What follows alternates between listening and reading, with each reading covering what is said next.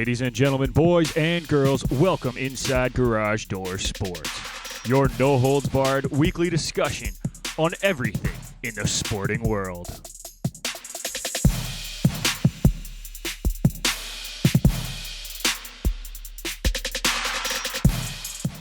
For all your news on hockey, baseball, basketball, football, soccer, and more, you've come to the right place.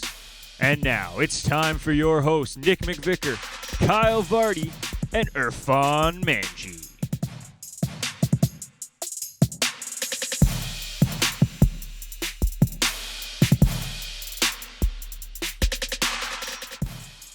Welcome back, folks. Episode 42 of the podcast. Nick McVicker in studio. Kyle Vardy could not join us this week. He has a family matter that he is dealing with. But I'm still thankfully joined through the Garage Door Sports Cup phone by my good buddy Irfan Manji. Irfan, how you doing today, man? Good. Excited. Got a new mic. I hope everyone can hear it. It's crisper. I'm like this 5-year-old child on Christmas Day that like opens up their box really slowly going, what is this thing? I was so pumped. Like super pumped about it, so I hope everyone can hear me a little crisper, and also see me in the video using one. I'm pointing at it right now. I am so pumped with this mic. He's like a child, folks. It's great. We and him were talking about it for like 2 days, trying to figure out which mic to get, and it was awesome. Yep. But we got a lot of sports to talk about. NHL announcing key dates for the upcoming season and the season after. NCAA conferences have gone crazy this week with announcements. Players in the NFL, well, one player in the NFL has asked for a trade, and we're bringing back a fan favorite and host favorite segment at the end of the show, so make sure you tune in through the entire episode. But let's start off with the kickoff segment, sponsored by Canada Kicking Academy, calling all kickers and punters in the Southern Ontario region. If you are looking for year-round professional development with elite competition, you need to train with the Canada Kicking Academy. The Ferraro brothers, Daniel and Gabriel, are both University of Guelph alumni, and after illustrious university careers, they want to teach you everything they've learned over the years. If you want to take your special teams game to the next level, you need to train with the Canada Kicking Academy. Visit them at CanadaKickingAcademy.com or follow them on Instagram at Canada Kicking Academy. I actually put out a fun challenge to the boys at Canada Kicking Academy. Saw a really cool trick shot video of kicks. I want them to do one after. Let's hope we can get more fans to bug them about that. But our kickoff segment this week, we're going to stick with the NFL like we did last week. And the NFL is sticking to their no-fun league policies. And they're banning post-game jersey swaps and interactions within 6 feet. And yes, we're in the middle of a pandemic, and I understand that. But here's my problem with this, and Irfan, I will let you talk after. I want to get this off my chest. You're asking these players to go head-to-head, sweat on each other, push each other, tackle each other for 48 minutes.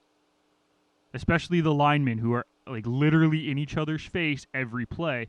48 minutes, back to back to back to back. And then at the end of the game, you're not going to let them swap jerseys and show a sign of respect to players on the other team? You're not going to allow them to shake hands and show a sign of respect to players on the other team? Like, they're all wearing gloves, first of all. Outside of maybe the quarterbacks, pretty much everyone wears gloves in the NFL. What has to be going through the NFL's mind to say, yeah, no jersey swap, no interaction. We're not playing this game with you guys this year. What has to go through their mind, Irfan? Well, A, they're dumb, because we established that already. You're basically hugging each other for an entirety of a game. You're spitting, you're whatever, you're touching your face. No, hold on. You're not allowed to spit. You're not allowed to spit. But if you're wiping the sweat off of your brows with your gloves or whatever, and then you're still able to tackle each other, I don't see the problem in this. I'd say, you know what, if you really want to swap a jersey, you can go wash your jersey and then do the swap just to be safe if you're worried about COVID. But right.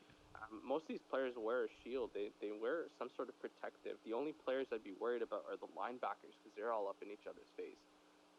You mean the linemen, right? The linemen, thank you. So, I don't know. Like, at this point, do you make it no-touch football? Just so you are following the rules of COVID. I don't know. I think it's dumb. You can't.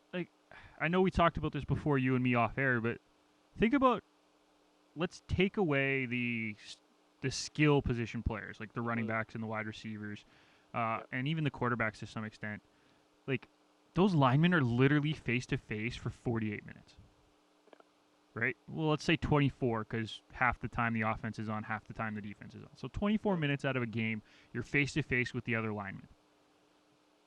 At the end of the game, like, let's be honest, they want to show respect to the other team. Like, that is the beauty of sports, especially the professional levels. Like, you get that chance to show respect. I know growing up, we used to play absolutely brutal rivalry matches here in the South region for soccer and the OISL. Like, we used to beat the hell out of each other for 90 minutes. Mm-hmm. And at the end of the game, there was no handshakes because they knew better. We did our handshakes before the game. Mm-hmm. You would still get handshakes, I should say. We didn't stop doing handshakes at the end of the game. We still did. But, like, when it was the rivalry games, the refs were standing there waiting. Like, they knew better. Mm-hmm. But we still respected each other. Like, we would give the handshake. You might see someone talking shit, but there would be handshakes. It's part of the game. You beat the crap out of each other for however long the game is, and then you show a sign of respect that, hey, the other team stood up and took my shit. Right? Like, that's how it is. That's how it's always been, and that's how it always should be. They're fighting to keep the damn national anthem before the game. And they're mad that players are going to take a knee, but no, we can't after the game show sign of respect. Like, it's so contradictory to the flag argument. Because what is their argument for playing the national anthem before the game?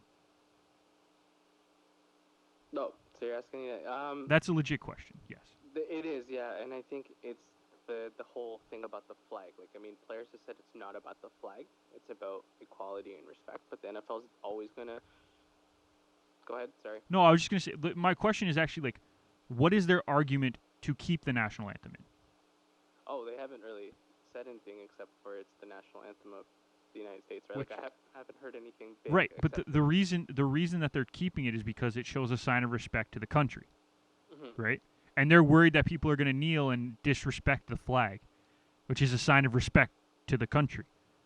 Yeah. So their argument to keep the national anthem in is that it's a sign of respect, but they're going to get rid of players swapping jerseys and handshakes, even though that's a sign of respect. Yeah, I don't... Like, it's contradictory. It is totally contradictory, and I just don't get it. It makes no sense in my mind. Yeah, it's like you respect one thing and you're okay to respect one thing, but then when it's about respecting each other, then there's no... Exactly. I just don't get it.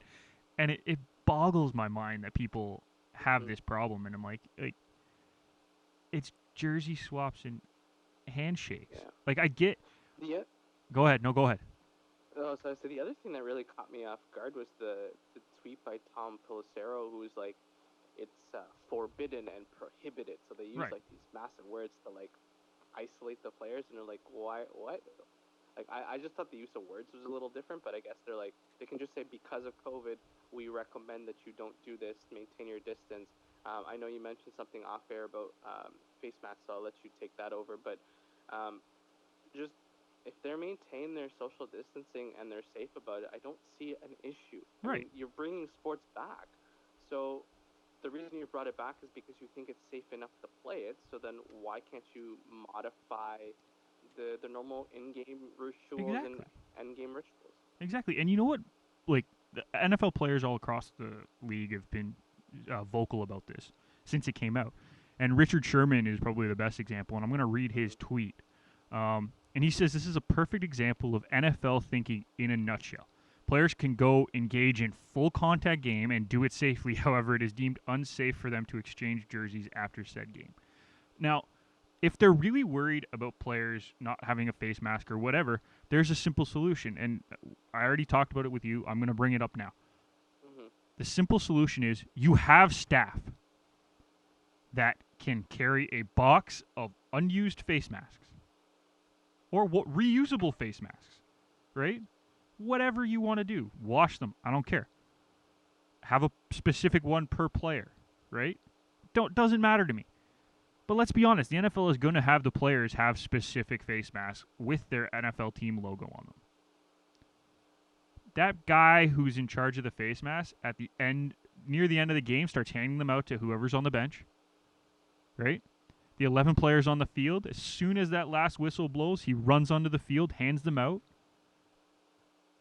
Do your jersey swap. How big of a publicity stunt is that? Like, think about this. It's not even a stunt, but think about the good publicity that you could get from that as the NFL. Your team, the players, are wearing face masks with the NFL logo beside the team logo, swapping jerseys, showing a sign of respect while practicing social distancing or proper social distancing stuff with the mask. Are you kidding me? That's huge. Like, that would be massive for the league. You're going to want fans to pick those masks up as well. Like, if you're a Packers fan or a Giants fan, you're like, yo, you know what? I want to support my team. This is how I'm going to do it. And they already do that. Like, they sell those masks already. So it's so simple. It's so easy to build a media platform based off of the masks at the end of the game. And yet now they're just going to say, nope, you got to go straight to the locker room. You know what would be a great idea? I'm just thinking for them is, like, if they sold their masks and then all proceeds go to a certain charity, like for like racial equality and Black Lives Movements. Like, I think that would be a great show of respect from the NFL, since we're on the topic of. And you know what? The fans that are pissed off and the players that are pissed off, they'd be like, you know what? They're making an effort to make a change. And I mean, we don't work for their publicity team or their media team, and clearly not.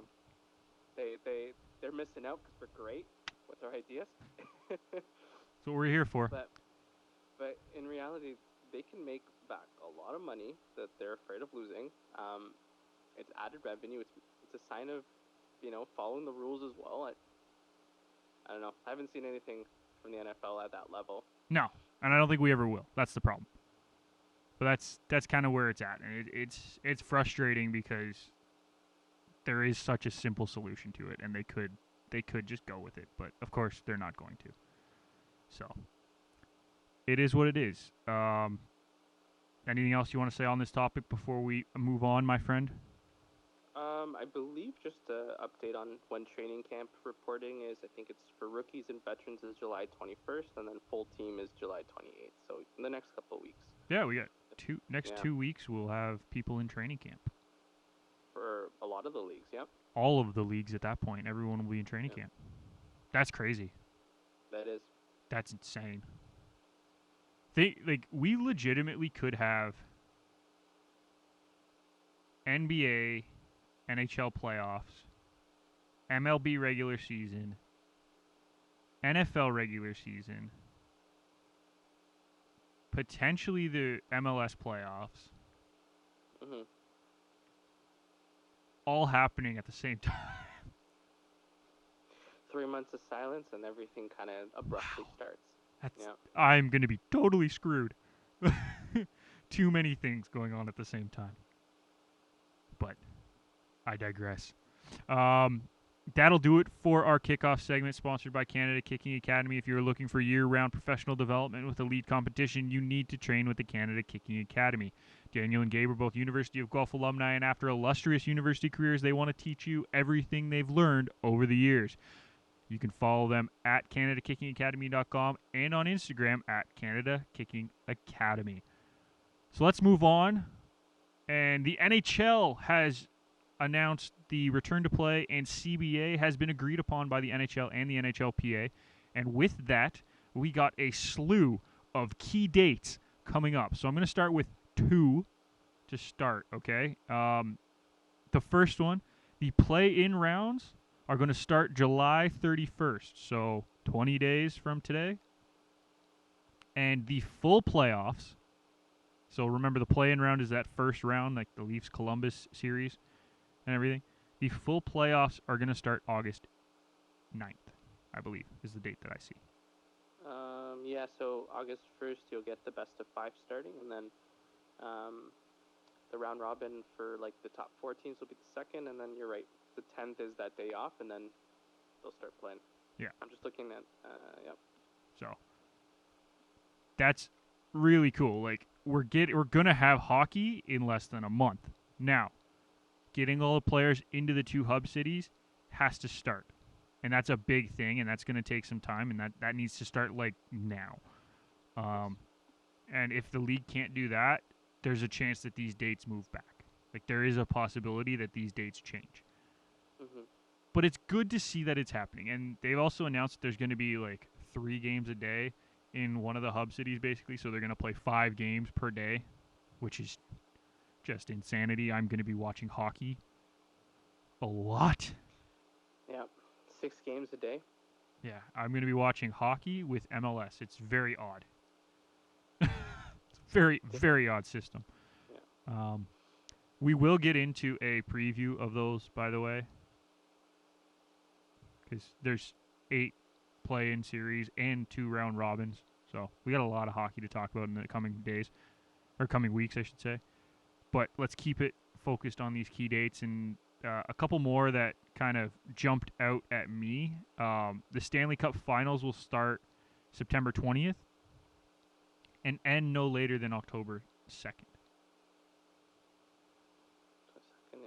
Right? So October 4th. that's good because then we also know that when the Stanley Cup will end, like we will not go past October 2nd. We will have a champion by that day. And then the rest. October 2nd, sorry. Yep. October 2nd or October 4th there? Just double checking with you. Make sure we're on the. I have October 2nd, but. Oh, okay. So, one of the October 2nds or 4ths, because I have the 4th written down for the score, so just make sure we're. Okay, well, early October. Early October, yeah. And the draft will be mid-October. Let me see what Sportsnet says. Yeah. Hold on. But regardless, I think this is good by the NHL to come out with a good CBA, come out with tentative dates, hotel plans, where teams are staying. Like we haven't heard much from the MLB. Like I'm comparing them because they're the next to start up. So, I mean, there's gonna be hockey. There's gonna be soccer at the same time. There's gonna be basketball at the same time. There's gonna be football eventually, like we said before. So, shit ton of games. I'm impressed. I'm happy, and I'm glad that we'll have something to watch there. Yeah, no, I agree, and you're right. I'm seeing Sportsnet is saying October 4th as well. So all my days are 2 off. I don't know. I was reading another article that must have just had them wrong. But regardless, like everything is coming back and everything is going. Baseball is coming back as well. Obviously, the players are in training camp now, which we'll get into a little bit at the end. Real quick comment on the Jays and what they're doing. But the last key date that really got me excited is free agency starts 7 days after the finals end. So regardless of when the last game is, 7 days after is when we will see free agency start. So if it goes 7 games, it's August 11th, which is key. Like, think about how many players have to get their season done and then all of a sudden jump right into free agency. Like the quick turnaround. Like Alex Pietrangelo. Let's say the Blues go to the final. You get 7 days, dude.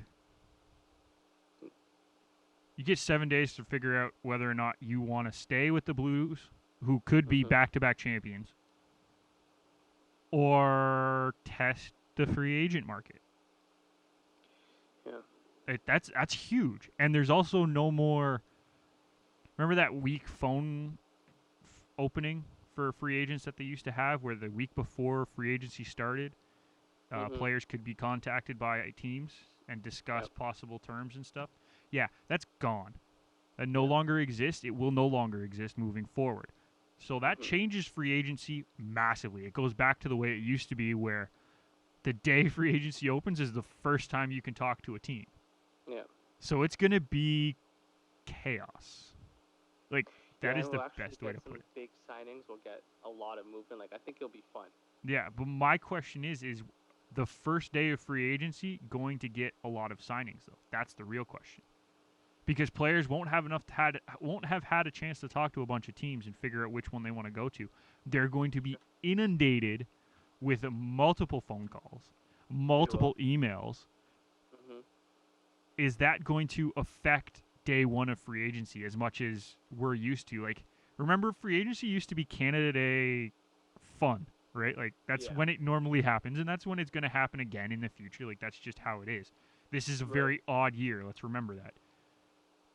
Is it going to affect the Canada Day madness that we're used to?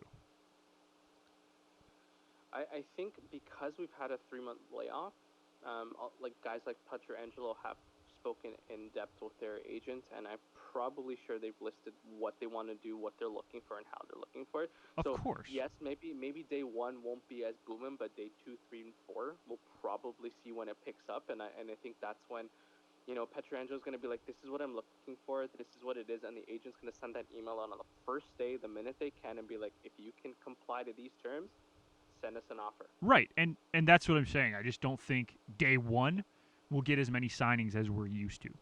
True. Like, think about it. TSN and Sportsnet dedicate an entire day to free agent frenzy.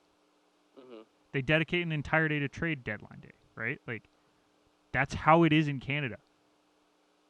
If there's no week to talk beforehand, are they going to be dedicating an entire day? Do they need to dedicate an entire day? I guess is the real question. Maybe not with the amount of, you know, analysts and panelists that they have. Right. I'm sure they'll cut it down to half and kind of split it throughout the week because of the unique situation. But yeah, you know, I think I'm on the same train as you think about it a little bit more. Day one might be slow, but hopefully day 2, 3, and 4, you might get a bunch of re-signs up with teams. So, you know, guys on your team that are on expiring contracts less than $1 million or something, you'd be like, you know what, we can probably re-sign you by the first day and make that announcement. But exactly, nothing too big. Like a guy like Pietrangelo, who's I think one of the biggest chips in the market this off season. I don't know. Yeah, I honestly don't know, and it'll be interesting to play out. Last couple dates that I want to just throw out there: the draft will happen October 9th and 10th. So we'll be covering that as best we can. Training camps open November 17th, and it will be a 14-day training camp instead of the month-long one that we're used to. And then the 2020-2021 regular season will begin December 1st. Okay. So we have to remember, like, this next season coming up is going to come up real fast. Like, we're talking less than 2 months separating the end of one season to the beginning of the second season. We're talking a month and a half between the end of one season to the start of training camp. Like, this is an odd year. But it'll be very, very interesting to see which teams can make the turnaround, make the signings that are necessary, and prepare. Because next season is going to be an odd one, too, because they're probably going to have a slightly condensed year. You're not going to get many 2 days off in between or games. 1 week off. You're not going to. Yeah, you're probably not going to get that week off. It's going to be interesting. Like, obviously, we're speculating on that at this point because they haven't talked about what the season for 2020-2021 is going to look like schedule-wise. But if they're planning on playing 82 games, which it sounds like they're trying to play 82 games, starting in December, you're losing 2 months of your schedule because usually we start in October. It's going to be tough. You got to fill in as many open spots as you can. You're not going to get many layoffs. And even if they push the start of playoffs back a month, right? Let's say a month. It's still tough. You still got to cut 30 days from the middle of the season. So it'll be interesting. I'm excited to see how that works out. But the other big thing is that the CBA has also been ratified. So that's good until 2023, I think, is what I saw. I believe so, yeah. So that's awesome. It's good to hear. And yeah, we're excited. I'm excited. The salary cap remains at 81.5 for a little bit. Yeah, which makes sense. Yeah, and players have until 5 p.m. this coming Monday to make a decision if they're opting out of the new return to play. Right. Where I think we can transition there, but Travis Hamonic has pulled out. Yes. Yes, he has. So I'll pose this question to you. I know we briefly texted about it. Who do you think is next? Do you think we're going to have a domino effect of maybe a bunch of players, or what's going on? I could not tell you who I think is next. Mm-hmm. There's a bunch of players who could be, like, I can tell you right now there's 2 players who are in the play-in rounds who might not be allowed to play. Okay. And that's Max Domi and Capo Caco, because they both have diabetes, and they might be deemed ineligible to play. But when it comes to opting out, I really could not tell you who might be the next. I do expect there to be more. That's something that I do expect. It will be very, very interesting.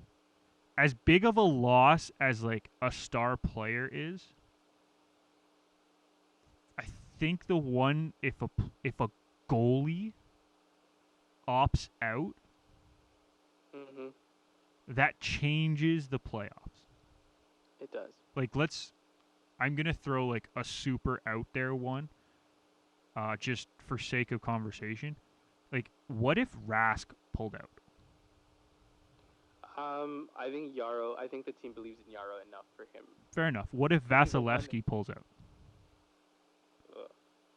What if Jordan Binnington pulls out? Jake Allen's capable enough. I say the sneaky Jake Allen's still the same Jake Allen for 7 years ago. But he's not. But that's what I'm saying. Like, what if I'm trying to think of another. What if Price? Oh, the Habs are done. What if and you said Freddie. What if Freddie? Yeah. Right? Like, what if a big name goalie opts out? Yeah, especially if they don't have a capable backup like a 1B. Yeah. Sort of backup. That makes it different. Like, what if Bobrovsky pulls out in Florida? Oy. I think that would actually make a bigger impact than losing a top line center, like let's say Matthews. Yeah. I think losing Freddie would be more detrimental to the Leafs than Matthews sitting out, or Tavares sitting out. Because they're gonna give up shots anyway, so. You need well, yes. You need someone to stop the puck. Okay, let's use a different team then. I think losing Vasilevsky would be more detrimental to the team than losing Stamkos. Yeah. Right? Like, because they've played without Stamkos at multiple points of the last couple of seasons. Exactly. That's why, I can see them doing that because they have depth. Exactly. So that's a conversation that needs to be had. I know a friend of the show, Michael DeStefano, he recorded a podcast last night. He tried to get me on, but it was way too late. I was just like, not in the mood. But he wanted to talk about that, and he actually was talking about it on Twitter, so you might want to check his Twitter page out. Me and him went back and forth a couple times, and he agrees that there's going to be more players probably opting out. It's the level of player. Like, Travis Hamonic is a loss to the Flames. Like, don't get me wrong. He's a top defenseman on that team. Not the top defenseman. Like, obviously, that's still Mark Giordano, but Travis Hamonic's probably 2, maybe 3. Like, he's a top defenseman on that team. That's a big loss. But it's not as big as if they lost David Riddick. Yeah. But that's my 2 cents. Sure. Well, yeah, I think we've learned over the course of the last couple of years that if your goalie can't make a stop or you don't have a healthy goaltender, you're screwed no matter how good your team is. Like, right. You talked to Pittsburgh. If they lose Matt Murray, as good as Tristan Jarry is he capable of, taking that team deeper? Right. Because sometimes the Pens take risks and they leave their goalie hanging, and so it's the question I have. I agree with you 100%. Let's move on, though. Speaking of opting out, this is a very odd transition, but just deal with me here, Irfan. NCAA has had conferences announcing very tough decisions this past week. And let's start with the big one. And Ivy League, the Ivy League Conference has canceled all fall sports, which means that there will be no Ivy League football this coming year. They were the first conference to make the decision, so I want to talk about that first, and then we'll get into the other conferences' decisions after. But the whole football season is canceled. This is huge. And my dad made the joke because I talk to my dad about all things sports. Like, that's just what we do. I'm like, hey, did you hear the Ivy Leagues? And he's like, yeah, the smart people canceled their program. I wonder what the rest of the conferences are going to do. I'm like, that's a valid point. All right, good. You win this one. But, like, honestly, like, the Ivy League is the schools of, you hate to say it, but, like, the smartest students, right? It's the Ivy League. It's the whole point. And they deemed it not safe to travel and canceled all fall sports. What does that tell you? That this virus is legit and players who are not making money, the college players, they're not going to put their lives at risk. Like, at least that's how I'm seeing it. Yes. That's exactly how I'm seeing it. Because there's no way in hell they're going to cover such massive medical bill. Like, I'm sure they have to if the player gets hurt or is sick, but if it's sports related, they have to. Yeah, but I don't think they want to dish out thousands and thousands of dollars for players that aren't making money. No, not at all. And the thing is, like, there's going to be no fans, so you're losing that money as well. Like, it's the product of losses at this point, and you're trying to not lose as much as you possibly can. So let me correct that. I was surprised to hear that the NCAA had a conference close everything. Because we've been hearing it in Canada all over. We've talked about it. U Sports canceled all fall championships. CCAA canceled all fall championships.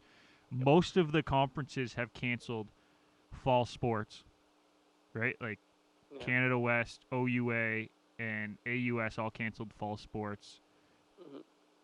Then you go in the college ranks, and 4 out of the 6 conferences have canceled all or most of their fall sports. Right. The Manitoba College Conference is playing soccer, but that's because they have 4 schools all within, like, 100 kilometers, 200 kilometers of each other.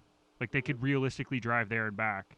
It's not like they have to stay over or anything. No. Right? So they can actually get a soccer season off. Like, that's a doable soccer season. The Quebec Conference, which is the RSEQ for both college and university, they haven't made an announcement whether or not they're going to cancel fall sports. But they only have 236 kilometers between their 2 farthest schools in either college or university. So regardless, like, their travel times is very, very drastically different than what would be Ontario. Because, like, let's take Ontario, for instance. Most teams have to make that trip up to Lakehead. Not in football, but in other sports, you got to make that trip up to Thunder Bay and play Lakehead. That's what, a 10-hour drive from here? Probably, yeah. Like, it's not doable in a day. Let's put it that way. No, you're gonna have to sleep over. Right? Or you do the Ottawa, like University of Ottawa or Carleton, making the trip out to Windsor for football. No, sorry, that ain't a day trip. No, you can't even do that. You can't even do the trip from Toronto to Ottawa in a day comfortably. Yeah. While playing a football game, you have to stay over. So it doesn't make sense. Canada West had no chance, like zero chance. They spanned 4 or 5 provinces: BC, Alberta, Saskatchewan, Manitoba. 3. No, because Canada West is Manitoba as well. No, so there you go, 4. So it's 4. Good luck. Think about that trip from Manitoba to Vancouver to Victoria. Yeah. UVic. Not happening. Not happening. No. So it makes sense. Down in the States, they've been adamant that they were going to still play sports. Adamant. And now an entire conference pulls out of fall sports. And the one thing I haven't seen yet is how it's going to affect 2-term sports for the Ivy League. Okay. Like basketball, hockey, volleyball, those sports are two-term sports. They play them from middle of fall to middle of the spring term. Right. Right? Like that's how it works. It's the same in Canada. And what they've talked about in Canada is that those two-term sports are going to start in January with the winter sport semester, or spring sports semester. Yeah. Is that what's going to happen for these two-term sports in the States if an entire conference wants to play but doesn't want to play at the beginning? Like, are the Ivy League schools just going to start in January while the other schools start in October, November? I don't know. Like, that's a tough question. And Like, how are you going to make up games? How are they going to make up they whatever won't. they've missed? They won't. So it'll be interesting to see how that kind of all plays out. The other conferences have made decisions as well, and let's move on to that now. The Big Ten, it's not technically announced, I should say, but there's reports that the Big Ten is going to have to move to a conference-only football schedule. So all non-conference games will be removed from the schedule, which means no Notre Dame, no Ohio State, Oregon, because that was supposed to be a big matchup this year. You're not going to see any SEC teams playing Big Ten teams. No. And it's being rumored that that's all fall sports are going to fall under that conference-only schedule, which, listen, it's still not right, but it's better. Like, don't get me wrong, I still think I truly think if there are no students on campus or only partially students on campus, that sports should not be played.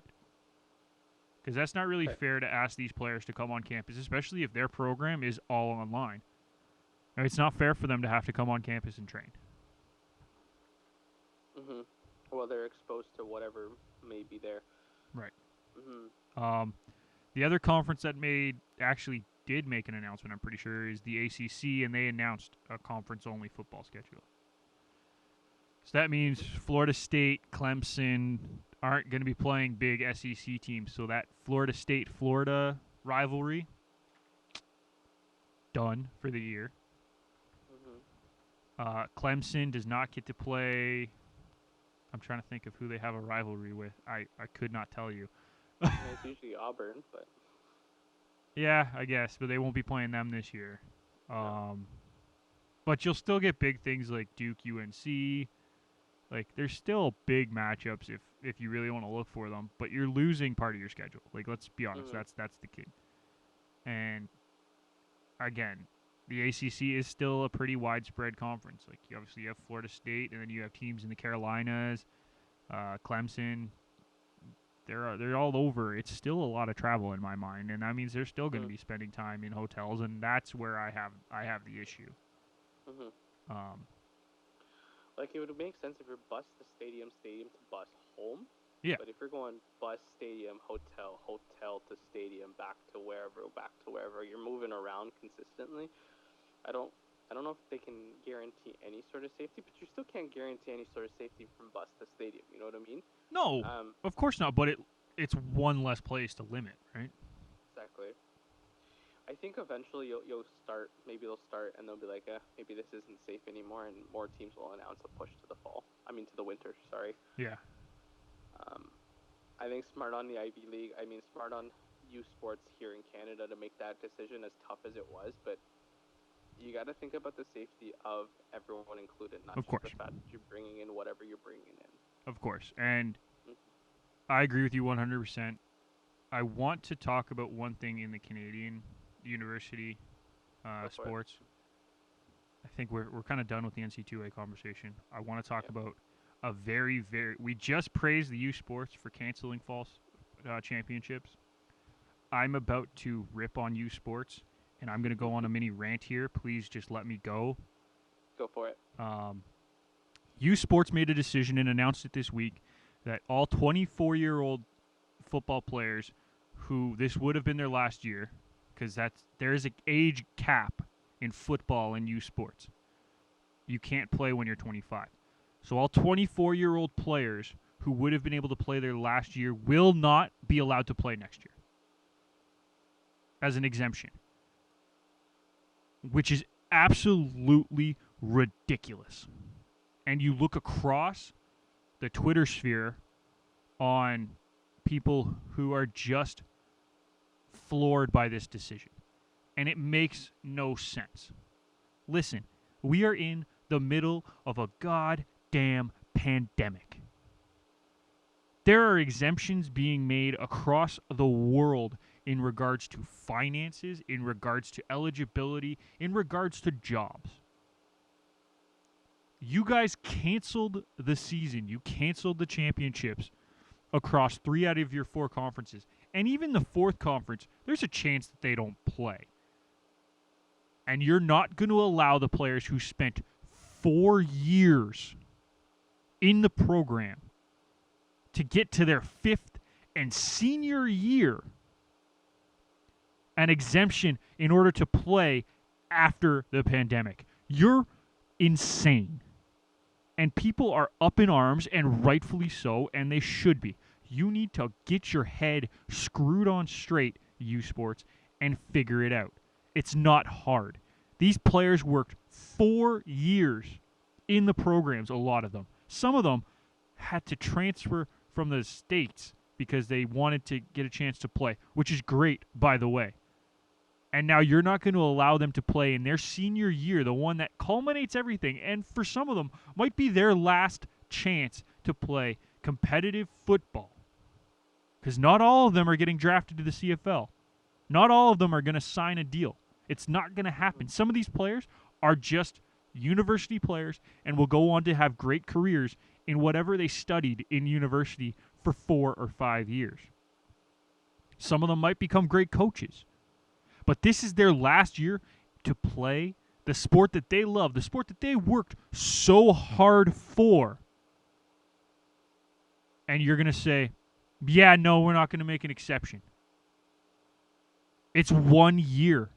They're not asking you to make an exception all the way down the line and allow 25-year-olds to play. That's not what people are asking. They're asking for next season to make an exemption rule for the 24-year-olds this year that would have had a chance to play next year.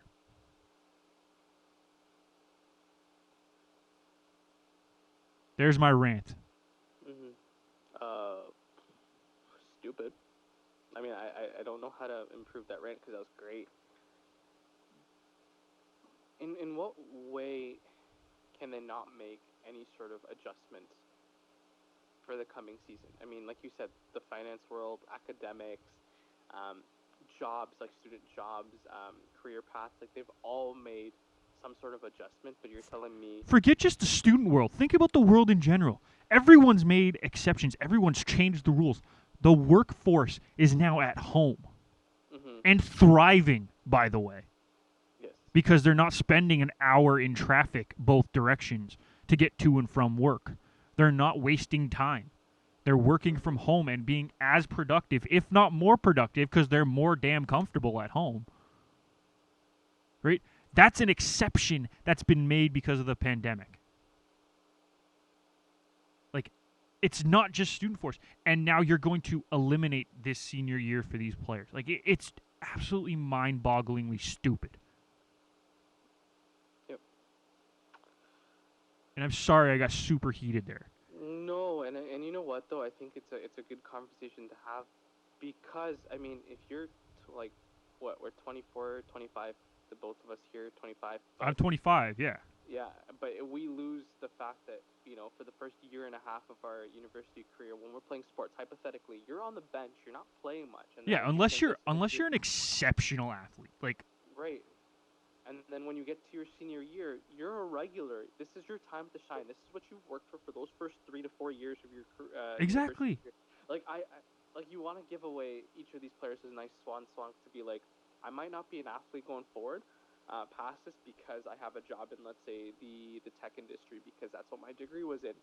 I'm not playing in the NFL. I'm not going to play in the CFL. I might not go into coaching. Like, I want to have a great year, especially if you're, you know, top tier football, for example, like you're Western or you're MAC or whoever is top. I don't know who's top right now, but Western. If you're those top Western, so if you're like Western and you're like, yo, everyone 3 years ago keeps winning, they keep playing really well, like I want to have that chance to win. Yeah. I don't know. I think it's heartbreaking. I think it's a shit decision, but It's a brutal decision. hmm It is absolutely terrible, and I've been trying to wrap my head around it because it came out I think Thursday, okay. and it was announced by who was it? I can't remember, but like big names across sports media have jumped on this and been like, "What the hell are you thinking?" Like Arash Madani put out a tweet. I think Tim McAuliffe might have said something too. Like big names in Canadian sports media are talking about this, and they're just floored. Like it doesn't make sense. hmm And I've spent the better part of the last 7 years watching university football in Canada. I worked, obviously, I worked in broadcasting at Western. I got to broadcast the Western games, and I got to see the top schools in Ontario come and play at Western. hmm And Western's been a top school the entire time. Mac has been a top school. Mac won the OUA this year and went hmm to the national semifinal. Beat Western at home, that was a tough one to watch. Right? But Western, I'm going to use a great example. Western player, Mark Leggio, the kicker, right? He got drafted this year, so he's a little bit different. But this would have been his 5th year. His first year, he played half the season. hmm Because kickers are a little different. They can come in from high school and start. I'll give you a different example, though. Player like Cedric Joseph, running back. Last year was his 5th year. But his first 3 years, I'll repeat that. First 3 years, the highest he got on the depth chart was 3rd. 3 years he sat behind 2 of the top running backs in not just the OUA, but U Sports. His 4th year, he moved up to 2nd on the depth chart. Not 1st, 2nd. And then last year, he got his chance. hmm Think about the players who have done that. There's countless. Right? No, but think about the players this year who would have taken over as the starter in their senior year that are now not going to be considered a starter in their entire university career. Like, that's tough. That is a tough pill to swallow. And U Sports just doesn't get it. They don't understand. And it's brutal. And I don't want to get too much more into it because I will get heated again. All right, so let's move on then. Yeah, but that's my 2 cents. 2.5 cents, I guess I should say. Let's move on. And we're going to go back to the NFL as this week, 49ers running back Raheem Mostert, I always say his last name wrong, I think that's right, requested a trade. This comes after attempting to renegotiate his contract with the 49ers, but they could not come to a deal. He signed a 3-year deal in 2019 when he was basically just a special teams guy for $2.7 roughly per year. I think it averages out to like 2.7. Yeah. And then last year he led the team in rushing with 772 rushing yards. And he actually was 2nd in the NFL in yards per carry with 5.64. The only person that he trailed in that category was Ravens quarterback Lamar Jackson. Yeah, I think he's probably worth a little bit more than 2.7 mil to the 49ers this year. Yeah. I think he only is making 2.5. I think the way his contract broke down, like the average is out to 2.7, but this year he's getting like 2.5 or something. I believe it's 3.5 because it was a 3-year, $8.7 million contract.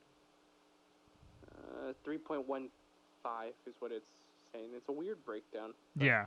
I don't know. The average salary was like 2.29 or something. Okay. Well, regardless, he's making sub 4 in total, or sub 3.5. Yeah. Is, I don't know. Like, for me, mm-hmm. I struggle with trying to average out how much people should be making because it's Mm-hmm. sort of ridiculous. But he had let's see, he had 137 rushes for 772 yards last year. Mm-hmm. That's more than triple his total yardage for his entire career, basically. Almost triple his entire career before that. And he's been in the league since 2015. Like, let's make that very clear. He had 4 years where he did absolutely nothing. And then last year he got a chance and he played very, very well. And the 49ers were definitely a weird team when it came to rushing. Like, they had 1, 2, 3, 4, 5 people with over 100 rush yards last year. Like, you don't see that from very many teams. But to put into perspective, Tevin Coleman, who had the exact same number of rush attempts, had over 230 or over 220 less yards. I believe he's making like 9 mil or something. Mm-hmm. They're on the same team, by the way. Like to point that one out. Like, that's a huge discrepancy, and I don't know if Mostert was trying to get 9 mil like his teammate, Mm-hmm. but like, I can see why he's a little upset with what he is making this year. Yeah, I can see why he's also upset, but I can see from the 49ers perspective, if you go back to his 2017-2018 stats, for example, they weren't the best, right? Like, they weren't top notch. He also didn't play as much. I was going to say, he had 7.7 yards per carry. He did, but he played, 9 games, only had 261 yards. I'm comparing the numbers in terms of that, and I'm seeing, like, every year, yeah, he's improved, but this past year was, like, phenomenal. Like, he was great this past year. Yeah, right? no, so I think agree. Maybe from their management perspective, they're looking at it that give us another year, similar numbers, so like very good numbers, and that will warrant the fact that you deserve more in your contract, for example. And then, but what happens if 2020 it's a down year where he's like much less than what he did last year, and it's not a spectacular season, and the 49ers don't do as well, then you're like, did you really deserve that conversation with us? Fair enough. I get what you're saying. I think you finished. Sorry. Yeah, I was just saying, like, based on his career averages, like, last year was the anomaly, if you want to say it and call it an anomaly, but it was a very different year. I would expect, like, if I'm, negotiating a contract with them in the 49ers perspective, I'd be like, I want to see another good year, and halfway through the year, if you're same clip, it's the same way that your intensity's there, the way you're getting your rush yards, you're getting your yards, you're getting your TDs, then let's renegotiate at that point. And I get what you're saying, but looking at his stats again, I'm going to look at it from a different angle. He was only given 34 rush attempts in 2018. Yes. And he had 261 yards. That's 7.7 yards per attempt. Mm-hmm. If he does that over a full season, which is very hard, don't get me wrong, like that's a tough ask. That would have put him first in yards per attempt this year. Mm-hmm. Ahead of Lamar Jackson. He would have been the only player to get over 7 yards per attempt. Mm-hmm. And that's why, like, I think if you're looking backwards, you also have to realize that he has been doing well when given the ball. It's just he needs to be given the ball more. Yes. But, I mean, if you're, like, I was just saying it from a 49ers perspective as to why they're not potentially giving him the contract that he should be getting. That's fair, and I understand yeah. it, and I get what you're saying. So it'll be interesting to see if he ends up getting traded. Obviously, teams need a good running back, so they need multiple good running backs. Multiple good running backs, man. The lifespan of a running back is not very long. Short. So I can see why his camp is like trying to renegotiate it, because they can have the same argument that you did. his yard average per carry is ridiculous. Yeah. So it'll be interesting to see what actually comes out of it. Mm-hmm. Let's move on, and we're bringing back one of our favorites and one of our fan favorite segments. It is the return of the Tire Fires of the Week, Irfan. I know you wanted this back, so this is awesome. Yo, I wanted this back for a while. Every other week I'd be like, hey, Nick, so are we doing Tire Fires? He's like, yeah, no, not this week. Don't worry. We'll get back to it. So I'm glad we're back to it. I know, I'm sorry. That's okay. But Tire Fires are back, and for those of you who are new to the Tire Fires segment, basically what it is the worst sports stories of the week. The biggest screw-ups, the most ridiculous managerial decisions, and the worst player decisions of the week. We put them head-to-head in Twitter, Facebook, and Instagram polls, and you guys get to vote, and the winner will move on to the next week and go up against that week's batch of absolutely brutal people. This week we just have me and Irfan. Unfortunately, as I mentioned, Kyle could not be here, so you're only going to have two options. So you either go one way or you go the other way, and we don't vote. But let's get right into it. Irfan, I'm going to let you start. Let's hear your Tire Fire of the week. As soon as this Tire Fire happened, I think I sent Nick a message going, what the actual hell? I think it was within 2 hours. Yeah, it was pretty close. Yeah, it was very quick. I saw it and I was like, this is the stupidest shit I've seen in a really long time. It was I think the best part about that, though, hold on, before we get into it, Yeah. the best part about it is that, like, literally earlier in the day, we had decided that we were going to do Tire Fires. Yeah. And I think I had just finished the logo right before you sent me this. Like, it was almost, like, instantaneous. Anyways, continue. No, Lazio defender Patrick, I hope I said that right, was banned 4 games and fined $10,000 for biting an opponent. Dude, your team's in second. You haven't played well at all. Milan absolutely dusted you. And now you just bite a guy. And Bitegate 2.0 is I think what you called it. But Yep, Bitegate 2.0. Guys, it's COVID-19. Why are you biting somebody? Like, sure, if this was like before COVID was a thing, but the fact that you're doing it, I think. Hold on. Did you just say it's okay to bite people, Irfan? No, I didn't say it's okay. I just said I would understand it more if it was pre-COVID, because it'd be like, well, I guess you're not afraid of germs at this point. But the fact that the germs and the viruses are a thing, right now, even though they're always a thing, by the way, folks, health is important no matter what. Don't bite people. Just don't. You're not Luis Suarez. You're not. Just don't bite people. Even Luis Suarez, don't bite people. Yeah, man, if you're hungry, go off the pitch and get yourself some chicken or some steak. Like, Don't bite someone's freaking arm. It's so dumb. It's bad. It's so bad. Like, if I'm Donati there, I'd be like, yeah, I might take legal action because you're so dumb. But I don't think they will. He's been fined. I think he's been suspended for the rest of the season. And the suspension and the fine are whatever. It's the fact that he bit somebody that makes this a Tire Fire. Like, so dumb.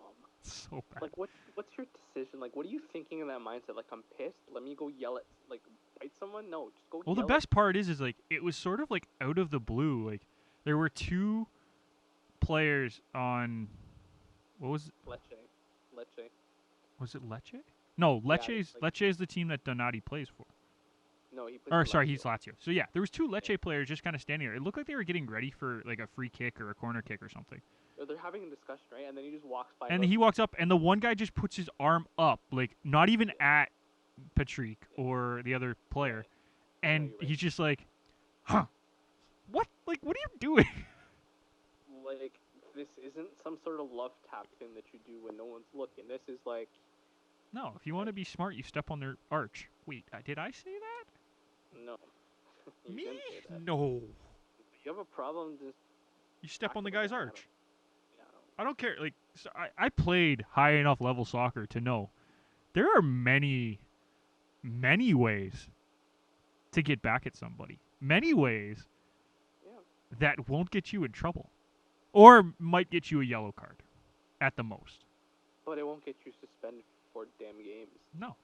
Stepping on a guy's heel as you walk by. That one's a good one. Especially when you're wearing the metal studs. That and stepping on a guy's arch with metal studs. Oh. See, my favorite was, because I never got caught for it, was when you're like really mad, you just pinch the guy when you're running with them. Just little pinch on the arm or the... Okay, so it's funny. I say these. I know them. Mm-hmm. I never did them. Oh, see, I did the pinch.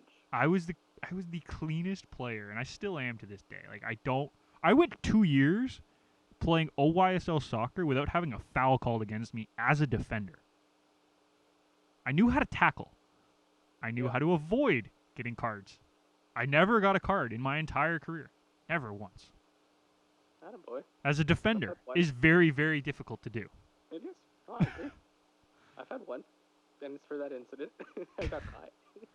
But that's the thing, like, I know how to step on a guy's arch and get away with it. I know how to step on a guy's heel and get away with it. I know how to grab a guy's shirt and make it look like I'm not grabbing a guy's shirt. I know how to do that. I don't do it, but I know how. There are so many ways you could piss this guy off, and Patrick just decided to bite him. Let me eat you first, yep. Yeah, that's bad. Alright, well, that's my tire fire. What's yours? Okay, my tire fire is a combo of tire fires. Okay. But they're all kind of related. And we're going to call it bubble meals. Okay. And it's exactly that. Inside the MLB or NBA and MLS bubbles, recently on Twitter, we have seen players showing us the meals that they're getting during the bubble quarantine. And they ain't what was advertised. Let's put it that way. They're bad. And some players are getting certain things. Some players are getting other things. And it's getting to the point where it's just not really congruent across every player. Troy Daniels was the one who showed the NBA one. And it is small, first of all. Like, these are pro athletes, and they're getting, like, children's meals. And then he didn't get part of what was on the menu for some reason. But someone else did, but they didn't get another part of the menu. Like, it's just inconsistent. The MLS players did the same thing. There's a couple of them who showed pictures. They're just bad. And it's not a good look for the MLS and NBA players, or NBA leagues, because these players are going to struggle. If that's what they're eating consistently, they're not going to have energy by the time they get to the finals. Like, it's just not going to happen. Well, wasn't there a report LeBron's going to take his chef with him?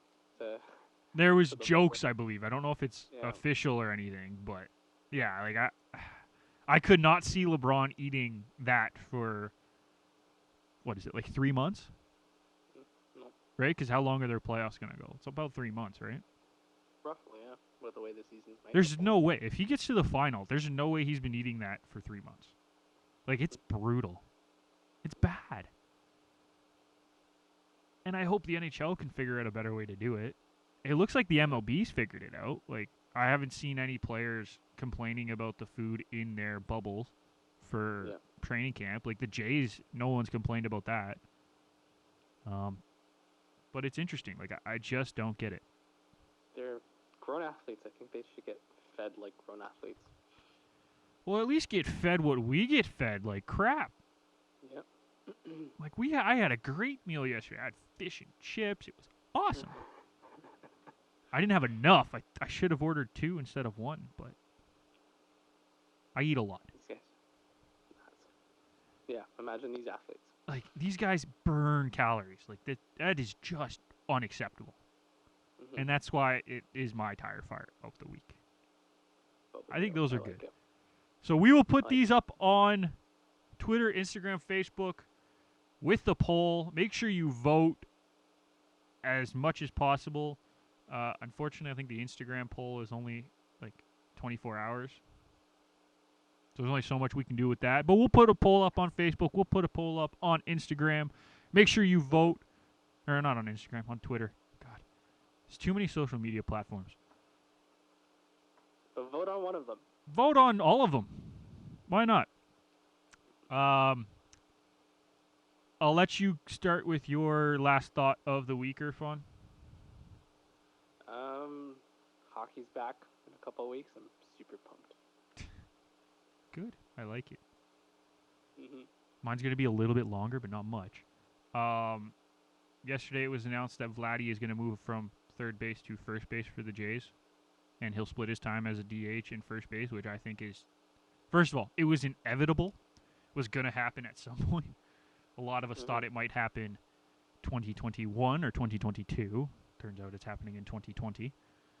But it makes sense. And the other thing is that by doing that, they sort of open up that third base slot, not necessarily for this year, although it might be this year depending on how the two guys I'm about to mention play, but more likely for 2021 or 2022. But it opens up that spot for Jordan Groshans and recently drafted and signed $7 million man, Austin Martin. Now, realistically, in order to get them both in, they're both not going to play third base. It's probably not the way to do it. So it looks like Martin is going to be pushed to shortstop or center field. Because he played both. Yeah.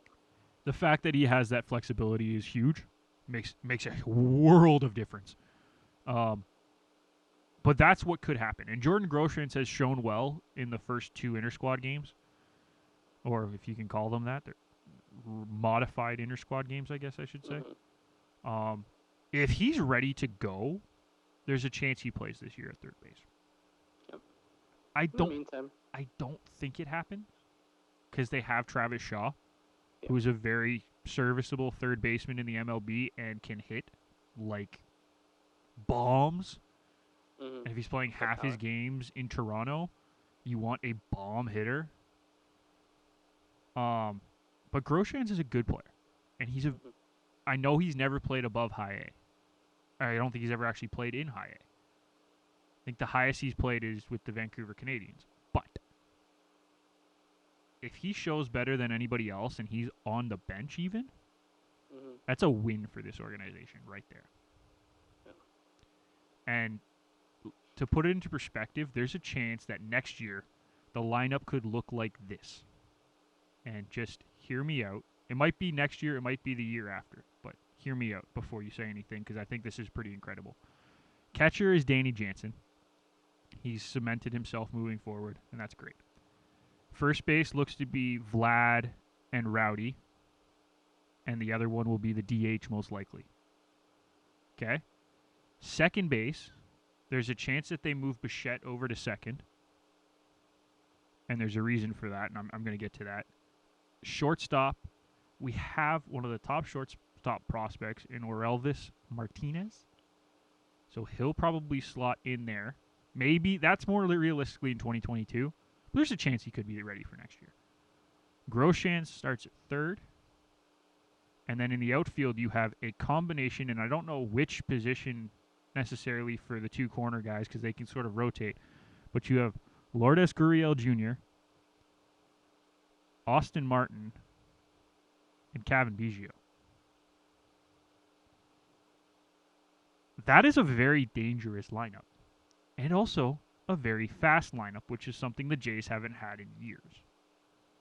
Like, honestly, Groshans can steal bases, Bichette steals bases, Martinez steals bases, Biggio steals bases, Martin can steal bases. And then you have the power bats of Gurriel, Bichette, Vladdy, Rowdy. And the only weak offensive bat is Danny Jansen, and he still batted about .230 last year. And as a catcher, that's not bad.